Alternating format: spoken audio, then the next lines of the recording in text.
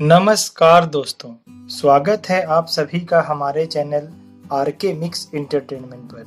दोस्तों, आइए आज हम जानते हैं ज्येष्ठ मास के कृष्ण पक्ष की अमावस्या तिथि में आने वाली सबसे पावन व्रत वट सावित्री की पूजन विधि और उससे जुड़ी सामग्रियों के बारे में।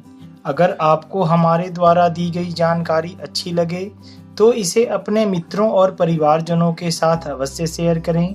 और आज अगर आप हमारे चैनल पर पहली बार आए हैं तो हमारे चैनल को सब्सक्राइब अवश्य करें। वट सावित्री के व्रत में बरगद के पेड़ की पूजा के साथ साथ सावित्री, सत्यवान और यमराज की पूजा भी की जाती है।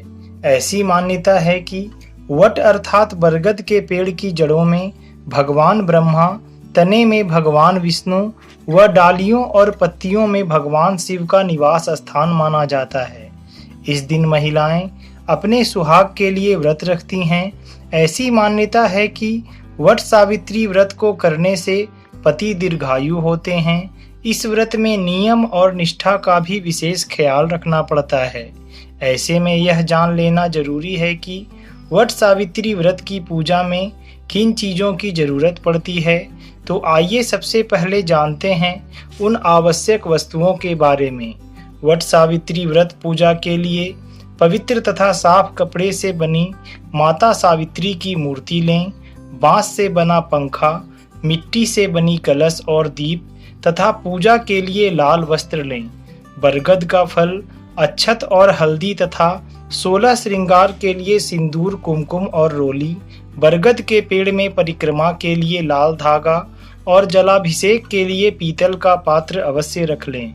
फलों में आप मौसमी फलों जैसे आम, केला, लीची, सेव, नारंगी आदि चढ़ा सकते हैं। इसके अलावा घर पर चढ़ावे के लिए पूरी, पकवान आदि बना लें।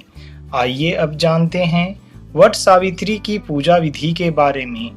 इस दिन ब्रह्म मुहूर्त में उठकर घर की साफ सफाई करें। फिर स्नान ध्यान कर पवित्र और स्वच्छ वस्त्र धारण करें। इस दिन 16 श्रृंगार करना अति शुभ माना जाता है।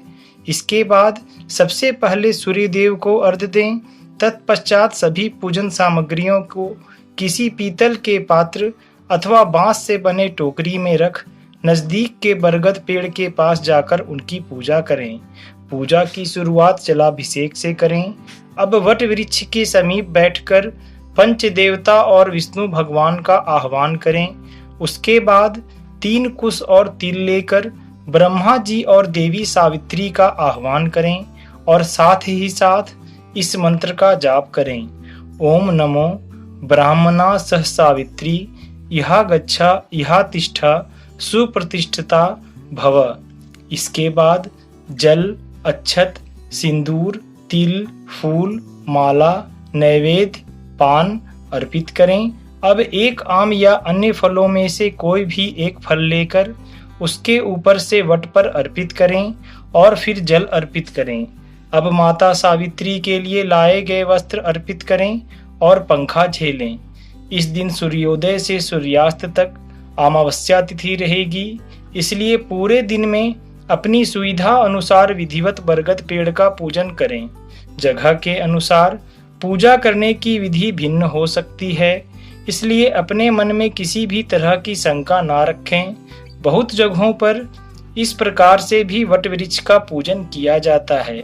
व्रत करने वाली व्रती महिलाएं पूजन में 24 बरगद के फल, 24 पूरियां अपने आंचल में रखकर वट वृक्ष का पूजन करती हैं।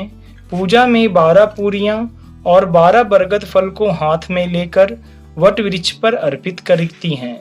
इसके बाद 1 लोटा शुद्ध जल चढ़ाकर फिर वृक्ष पर हल्दी, रोली और अक्षत से स्वास्तिक बनाकर पूजन करती हैं।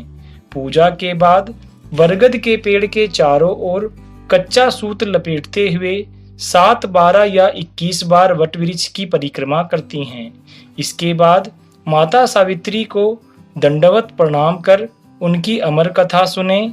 इसके लिए आप स्वयं कथा का पाठ कर सकते हैं या फिर आप पंडित जी या वरिष्ठ महिलाओं के समक्ष भी व्रत कथा सुन सकती हैं। जब कथा समाप्त हो जाए पंडित जी को प्रणाम कर उन्हें दान दक्षिणा दें। इसके बाद दिन भर निर्जला उपवास रखें और शाम में आरती अर्चना के बाद फलाहार करें।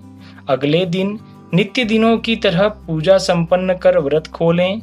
मान्यता है कि इस दिन माता सावित्री ने अपने दृढ़ संकल्प और श्रद्धा से यमराज द्वारा अपने मृत पति सत्यवान के प्राण वापस पाए थे।